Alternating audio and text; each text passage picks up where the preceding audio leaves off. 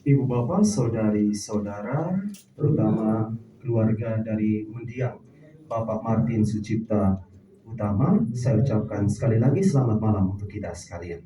Selamat malam, Romo.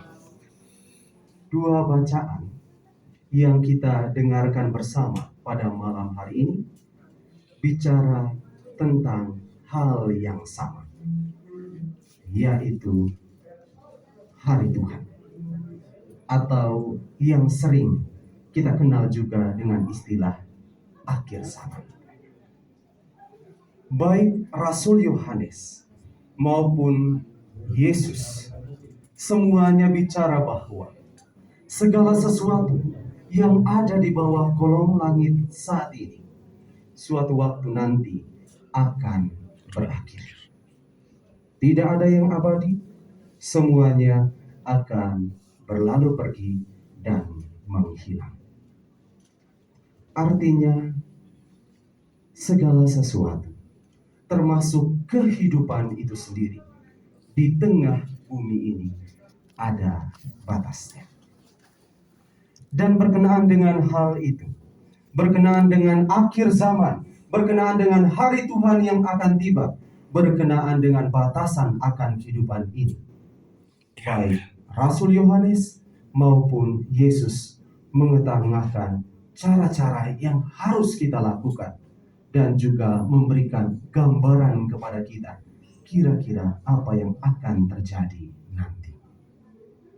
Dalam kitab Wahyu, Rasul Yohanes mengatakan kepada kita bahwa bila mana akhir zaman itu tiba, bila mana hari Tuhan itu datang, Tuhan selayaknya anak manusia akan datang dengan membawa sabit di tangannya dan mulai untuk menuai. Tuhan akan menuai semua orang yang ada di dunia ini. Karena dikatakan bahwa waktu menuai telah tiba. Tuhan menuai kita sesuai dengan kematangan kedewasaan hidup yang telah kita lakukan selama kita masih berada di dunia ini. Dikatakan bahwa kalau kita menjalani hidup dengan baik, kita adalah pribadi-pribadi yang telah matang. Dan bila mana Tuhan datang untuk menuai kita, pribadi yang matang ini, Tuhan akan mengumpulkannya di dalam lumbungnya sendiri, yakni kerajaan surga. Tetapi bila mana pada saat hari Tuhan itu tiba, akhir hidup itu datang, lalu kita tidak didapatinya sebagai orang yang berpribadi matang, orang yang telah dewasa dalam iman, maka dikatakan bahwa malaikat pun akan melemparkan kita ke kilangan, dan di sana kita diadili dengan murka Allah sendiri.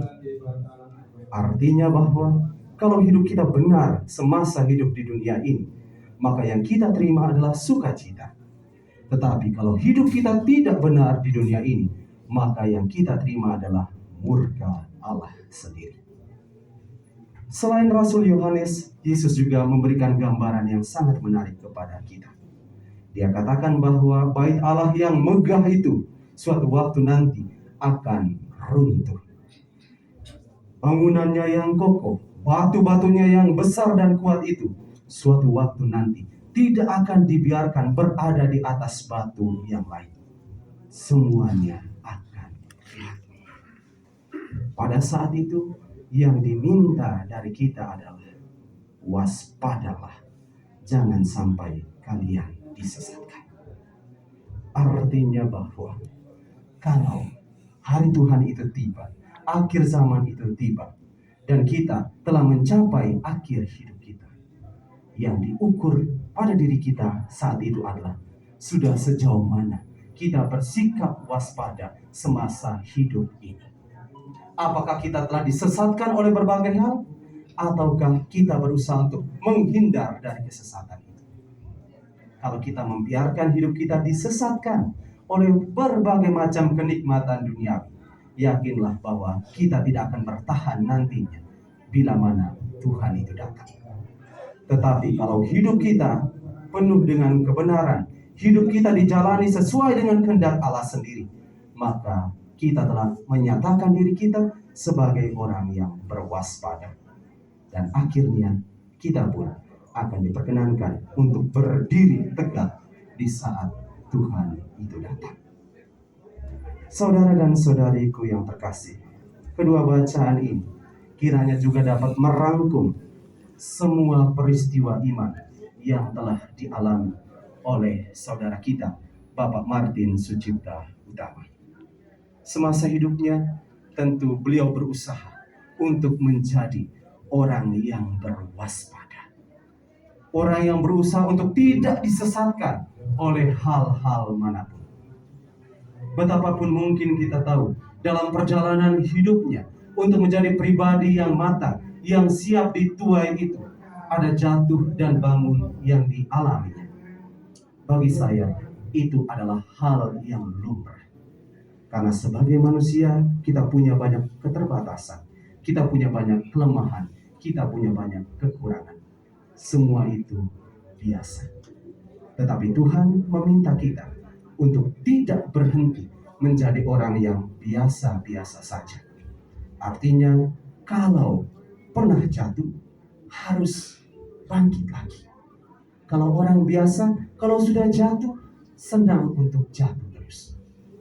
Tetapi Tuhan meminta agar saudara kita menjadi orang yang luar biasa.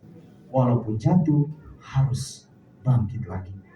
Dan hal inilah, usaha inilah yang membuatnya tentu saja layak untuk diperhitungkan Tuhan masuk dalam keselamatan abadinya. Dan pada hari ini, gereja kita merayakan peringatan seorang kudus yang bernama Santa Cecilia. Dia dikenal sebagai perawan dan martir. Dan dia juga dikenal sebagai pelindung para musisi. Kalau kita pernah melihat gambar Santa Cecilia, dia selalu digambarkan dengan memegang harpa ataupun memegang piano sejenis orgel seperti itu. Dan sebagai pelindung musisi, Santa Cecilia pernah berkata demikian, hidup kita manusia ini layaknya sebuah simfoni. Kalau tingkah laku kita dapat memainkan nada yang merdu di hadapan Allah dan sesama, maka Tuhan pasti akan senang untuk menerima diri kita. Tetapi kalau tingkah laku hidup kita semasa di dunia ini menampilkan nada-nada yang sumbang, nada-nada yang buruk, tentu tidak akan menjadi sebuah simfoni yang indah, yang layak untuk didengarkan oleh Tuhan dan sesama. Bapak saudara kita, Martin Sucipta Utama, pasti telah berusaha memainkan nada-nada yang indah semasa hidupnya di dunia ini. Karena itu, mari kita bersama-sama mendukung perjalanan beliau menuju rumah Bapa dengan memanjatkan juga nada-nada yang indah yang terungkap dalam doa-doa kita. Kita telah memulai doa malam hari ini dalam perayaan Ekaristi Kudus. Dan betapa saya harapkan agar doa yang indah ini tidak berhenti malam ini saja. Kita masih punya tugas untuk berdoa bagi saudara kita ini, entah itu doa bersama maupun doa pribadi kita. Tuhan memberkati kita sekalian. Amin.